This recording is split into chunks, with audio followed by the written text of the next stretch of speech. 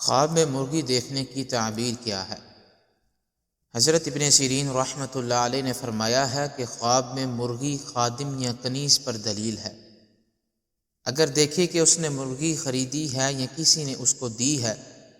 تو دلیل ہے کہ کنیز خریدے گا یا خادم مزدوری پر لے گا،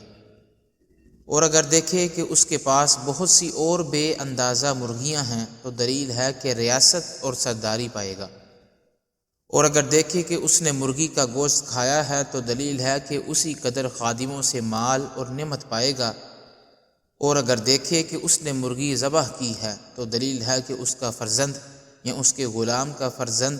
یا اس کی کنیز کسی بلا میں گرفتار ہوگی۔ حضرت ابراہیم کرمانی رحمۃ اللہ علیہ نے فرمایا ہے کہ اگر دیکھے کہ اس کے پاس مرغی کا انڈا ہے تو دلیل ہے کہ اس کے ہاں لڑکی پیدا ہوگی یا خادموں سے مال حاصل کرے گا۔ حضرت جابر مغربی رحمۃ اللہ علیہ نے فرمایا ہے کہ خواب میں مرغی باجمال عورت ہے،